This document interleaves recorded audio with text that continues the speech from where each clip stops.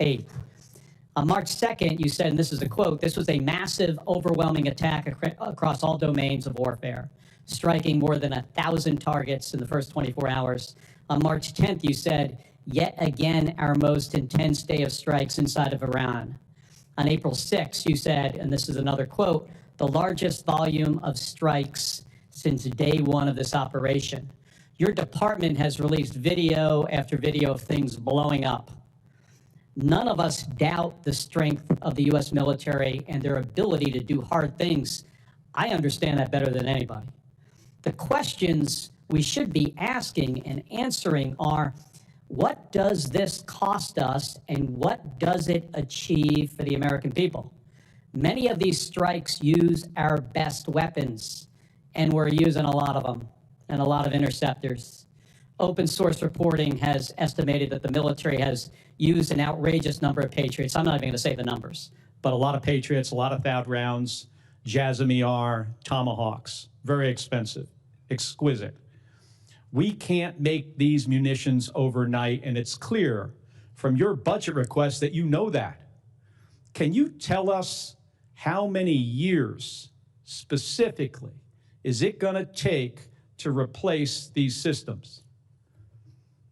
Senator, thank you for the question. I would defer to the comptroller on the amount because I think it's a lot higher than 53. If you look at long-range fires, JASSMs, LRASMs, Tomahawks, we're looking at $238 billion. Okay, we're looking at $40 billion for hypersonic. So I actually think it's closer to $330 billion in munitions. Okay, how many years to replenish? That's the question. I think that's exactly the right question, too, Senator, because the time frame we were existing under was unacceptable. Okay, well, and what this budget does, I mean, months and years, fast. Years. I mean, we're building new plants in real time. So just to replace what we have expended. I said months. And then you said years. Both, it depends on the weapon system, but 2 to 3, 4x of what we have today. Okay. So yes, we're dealing with a reality under the previous administration of what they sent to Ukraine and what they allocated elsewhere. Okay, I got it. So we fired years worth of munitions.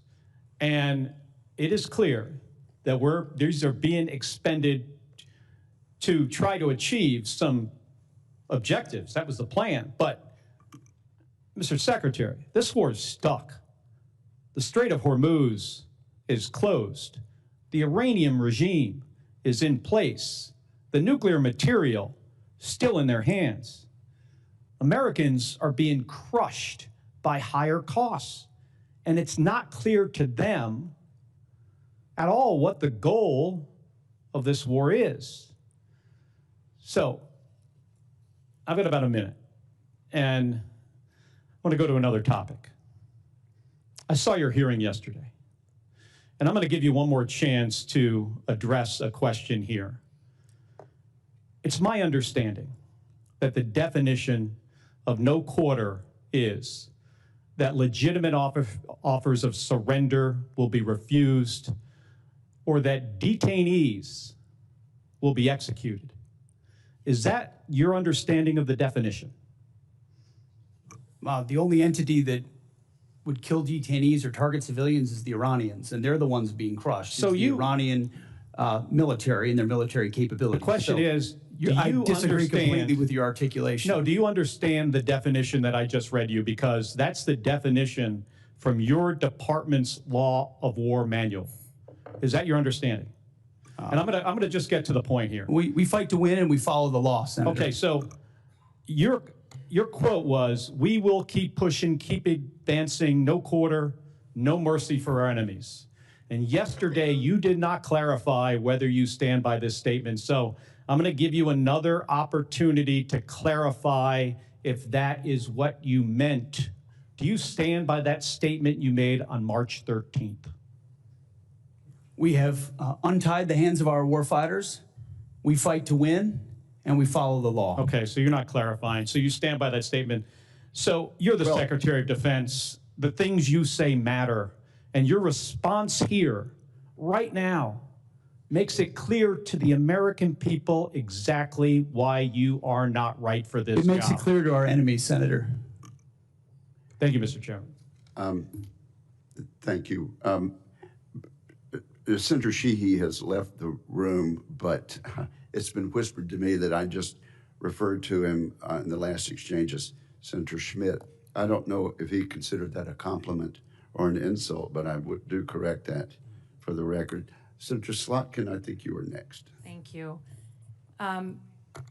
Gentlemen, you're here to ask for $1.5 trillion, 40% more than what we gave you last year, $1 trillion. And I agree with the chairman of this committee that the world has never been more dangerous and complicated. And regardless of whether we disagree on the reasons for getting into this war, I think we can all agree that we want our military to come out of it safely and successfully and as soon as feasible. The military has taken, the administration has taken military action in 10 different places in the world in 15 months, more than any president in U.S. history.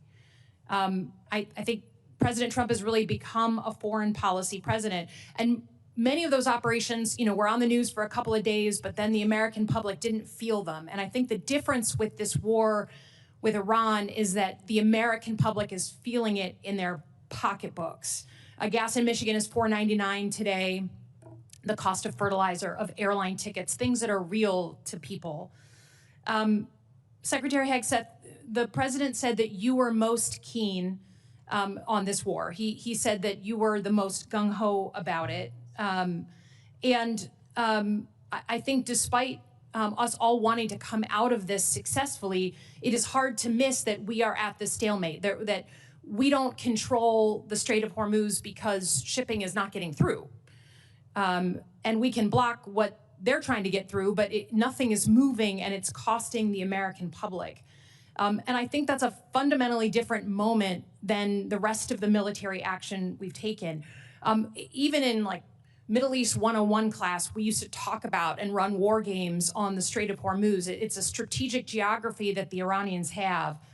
And I think it's just concerning to me that we can try and tell the American people that it's going great and we're killing it, but until the Strait of Hormuz is open, I don't think we can credibly say that with any seriousness. I think the question I have for you, though, is future looking, and it's our 2026 elections. The president has been very clear. He said in the State of the Union that essentially if his side doesn't win, then the election was rigged. He said that before the 2020 election. He's asked for voter rolls for 29 different states. He just asked for Detroit's votes or ballots. And we know that in 2020, he wrote an executive order that he didn't sign that said to the U.S. military, to the Secretary of Defense, you should go and seize ballots and voting machines. A few months ago, he said that he regretted that he didn't sign that executive order. So the U.S. military has never been deployed. You incorrectly said yesterday that they were deployed during different elections. Governors deployed them under their authorities, but the federal government has never put the uniformed military at our polls during World War II, right after 9/11. We've never had to do that. So Secretary Hegseth, if the president, who regrets not signing that executive order to the then SecDef in 2020, asks you to seize ballots or voting machines in states during the 2026 election, will you stand up for the Constitution and say no, or will you salute and do his bidding?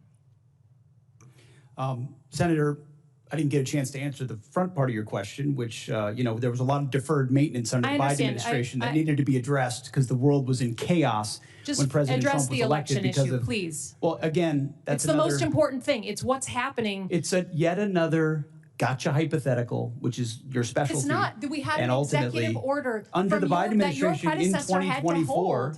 It's not a hypothetical. I refuse to accept. You give that answer all the time. You and I have done this dance before. Get over it, okay? In 2020, he's the president, your boss, the guy you're performing for right now, told the journalists this year that he wished he signed that executive order to your predecessor. And your predecessor said publicly, thank God, we didn't actually go forward with it. What are you going to do? You're the guy here in the seat. It's not hypothetical. Tell the American people, will you deploy the uniformed military to our polls to collect voter rolls or machines?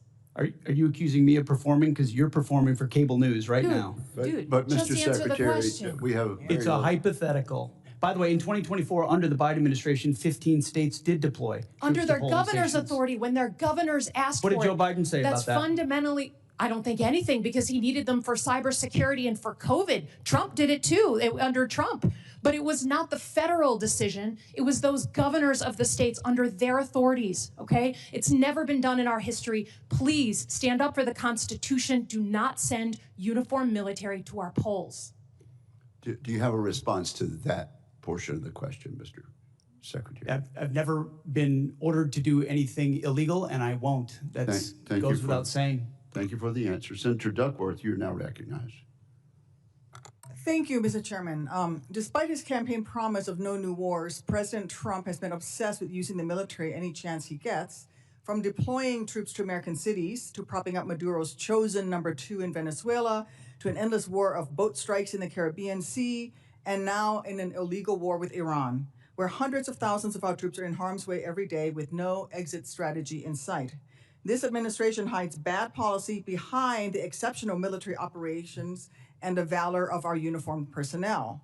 I've long said Iran is a malign actor, but a responsible administration would have managed this short of conflict instead of starting a war of choice.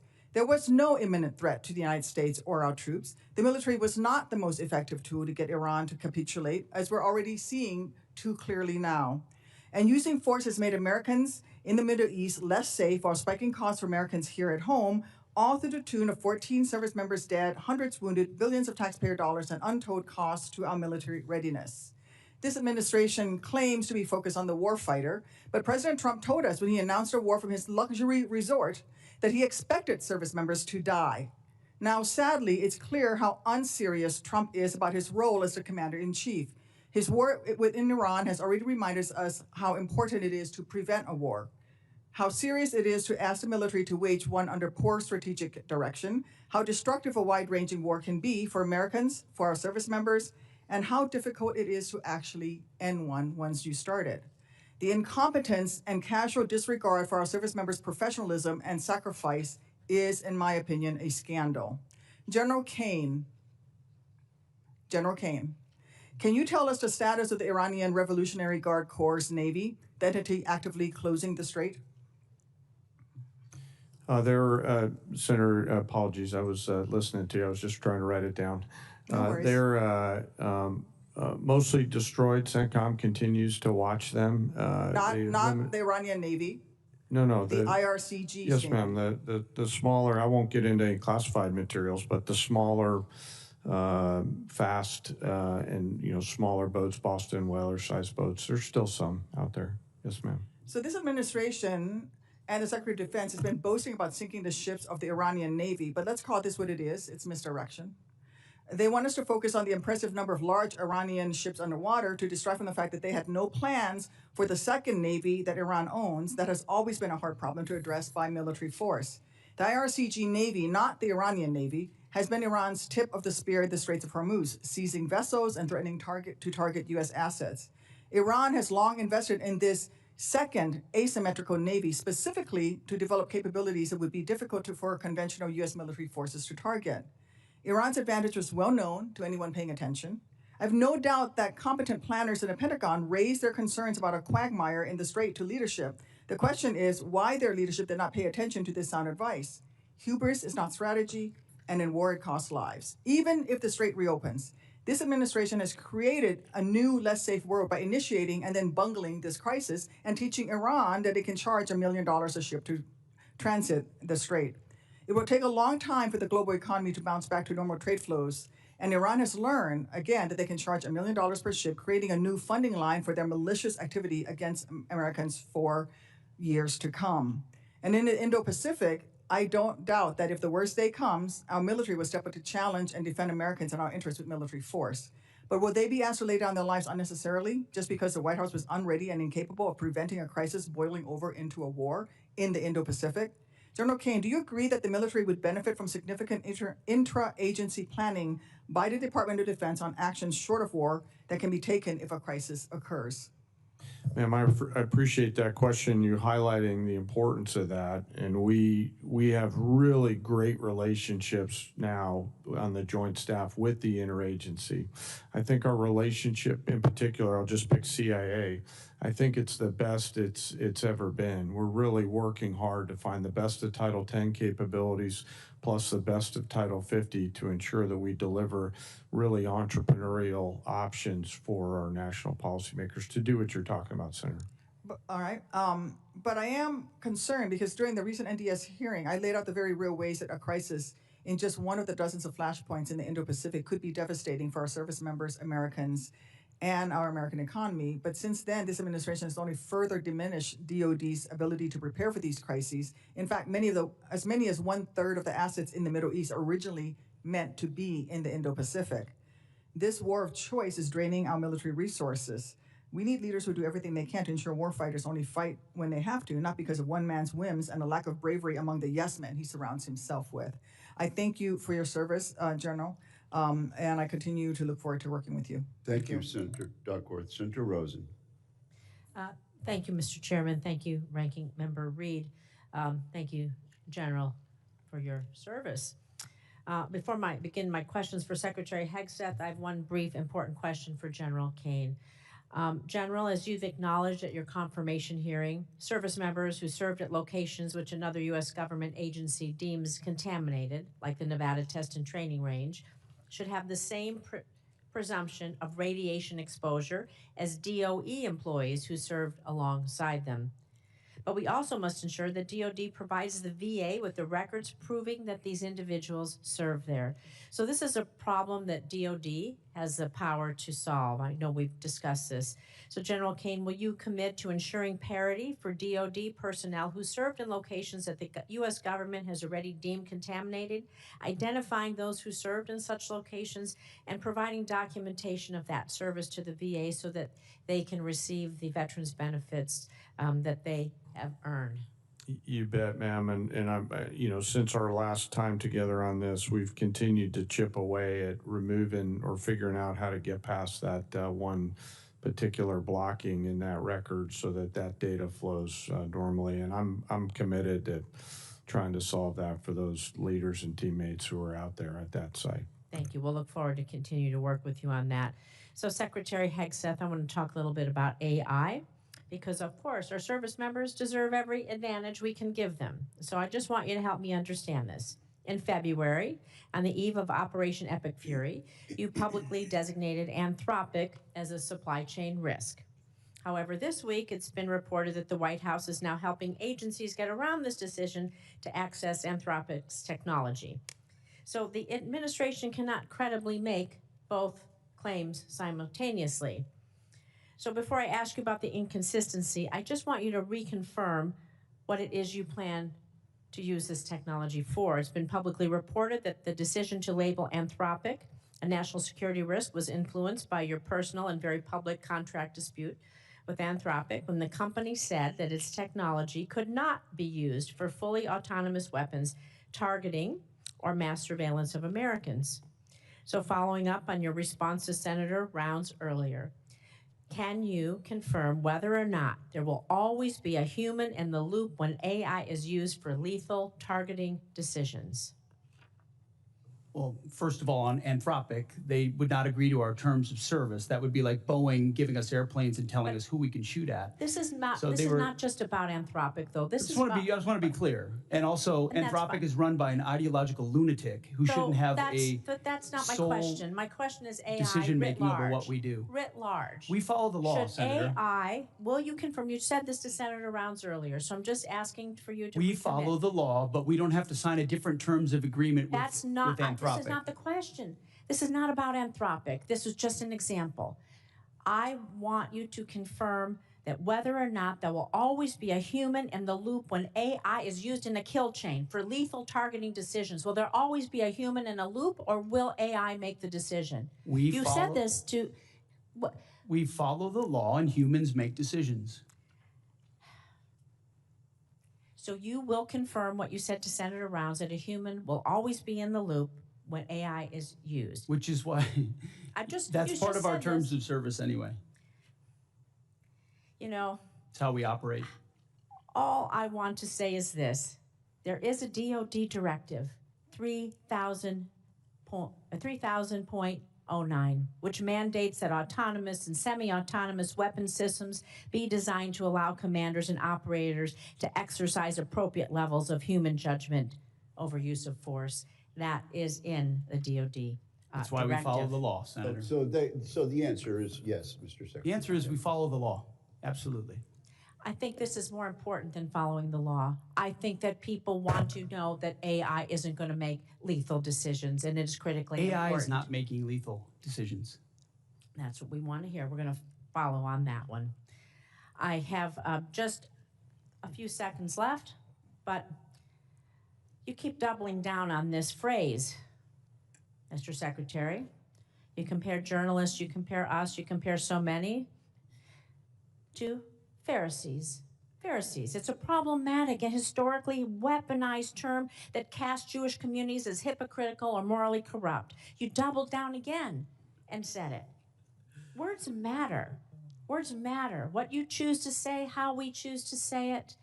How do you justify using this language as Secretary of Defense? Words matter. It's a historically hurtful term. Why do you continue to use it? And what actions are you taking to prevent rhetoric like this from permeating throughout the department that is going to target specific groups or individuals of people based on their religion? Senator, I feel like it's a pretty accurate term for folks who don't see the plank in their own eye and always want to see what's wrong with an operation as opposed to the historic success of preventing Iran from getting a nuclear weapon. So I stand by it. You stand by calling people Pharisees. Sir, I cannot stand for that. That is wrong. It is not respectful to people. And I expect anyone who is in leadership in our country to be respectful and use respectful terms and not be an anti-Semite. Thank you, Senator Rosen. The chair and the ranking member have no second round questions. I'm told by Senator Kelly that he would like to ask a second question. Yeah, Mr. Secretary, so $1.5 trillion, 1.5 is a very round number.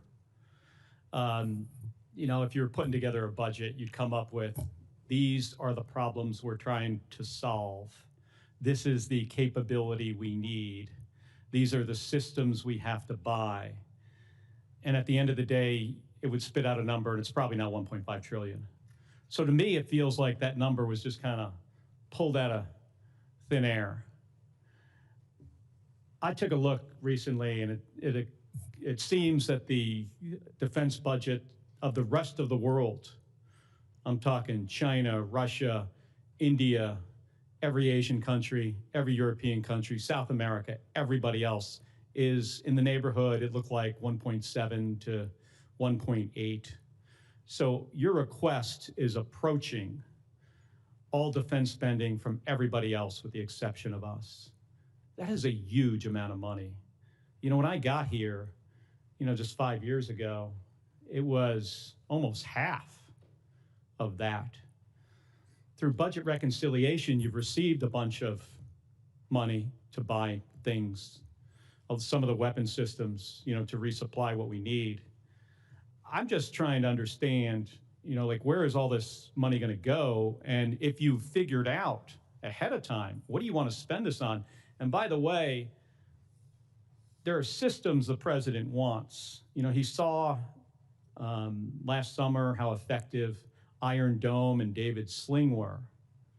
And because of that, the president decided we're going to build our own version. We're going to call it Golden Dome because the president likes the color gold. We've seen that, see it in the Oval Office. We're going to call it Golden Dome, and it might cost somewhere between $500 billion and $1 trillion. I've heard those estimates. By the way, on that problem, I know a little bit about intercepting stuff in space. It's really hard. And the physics on this favors the offense. There's some things in that program that I think is really important that we do and try to figure it out. But space-based interceptors to hit multiple targets And by the way, it's important how you size the system. So I'm trying to understand, Mr. Secretary, what kind of detail did you guys, did you work out like a detailed plan, and at the end of the day, it came out, oh, it just happens to come out to be $1.5 trillion? Senator, the exact amount is actually $1.535 trillion, and it was a product of a highly rigorous process throughout our department, from COCOM commanders to the services, with our comptroller, with our deputy secretary, with the chairman and myself, to ensure the budget reflects the realities of the world we live in and the capabilities we're going to need. And that's why there's $65 billion for shipbuilding, $120 billion for the defense industrial base, $331 billion for munitions, $44 billion for quality of life, $71 billion on our nuclear DIB. You name it, we're investing in it. And the biggest reason for it is the underinvestment of the Biden administration. I mean, what they spent on defense, the continuing resolutions and others, undercut the buildup that President Trump had created. So yes, we're doing a lot of deferred maintenance here around the world and in our department, and this budget reflects it. And it's a commitment, a generational commitment to the security of the American people. And if the rest of the world won't spend on their defense, that's their fault. The American Department of War will invest properly to defend the American people, and that's what this budget stands for. I've always been supportive of defense spending in my entire time here. And after 25 years in the Navy, I want to make sure our folks have what they need. I think you should go back and take a look and see if there are places where we are making investments that we actually don't need. There are some systems out there. I mean, we're constantly looking and trying to balance, do we want, F-47, which I've been supportive of, B-21, also supportive. And then we want to make all these other investments in really inexpensive, low-cost munitions, because we suddenly realize that the expensive stuff, even through B-21, we can't really maybe not get close enough. But the whole idea behind B-21 and F-47 is we can penetrate further into the A2AD bubble. So there's some conflict there. So I'm just encouraging you to go back and see, if there are some systems where we can bring that number, the overall number, down. Because as I look at what the department is trying to field, some of this stuff, in my judgment, and I know others might have another opinion, some of this stuff we either don't need or it's not going to work. Thank you, Mr. Chairman. Senator Kelly, your time has expired. Let me just say, you have a great deal of expertise in the area of space, and we do look forward to your contribution as we mark up further legislation. Senator Blumenthal, I understand you have a follow-up question. Yes. First of all, I want to thank you, Mr. Secretary, for your support for the Major Richard Starr Act, which I think is tremendously significant. I'm committed to getting it done as soon as possible, at least before Veterans Day, and I look forward to your help in accomplishing that goal, but I want to thank you for your support. I'm sure the veterans of America are grateful for the prospective victory there. I've talked to many of the combatant commanders about lessons learned from Ukraine. And I think that there is unanimity on the point that there is a lot to be learned, not only about what the Russians are doing, but what other adversaries could do as well. General Caine, Chairman Caine, would you agree that there are lessons to be learned from Ukraine?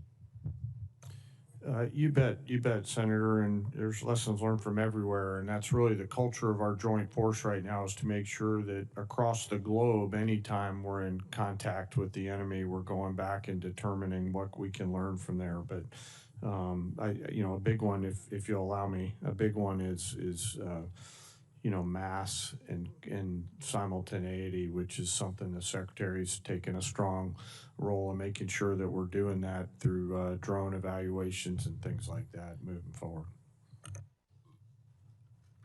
Following up on a question that I asked earlier, my last question, the President said yesterday that his view is, after his conversation with Vladimir Putin, that Ukraine has been, quote, militarily defeated. In your professional judgment, has Ukraine been militarily defeated?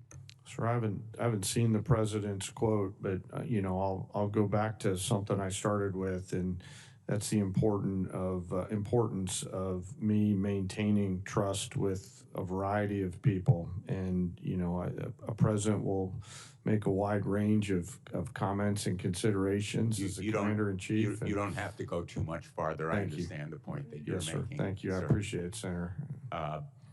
In my view, Ukraine has not only not been militarily defeated, but the point that I was trying to make in the last exchange with the Secretary, there's a false narrative based on my last visit to Ukraine, which was my 9th, my conversation not only with President Zelensky, but with our own military on the ground, as well as our intelligence community.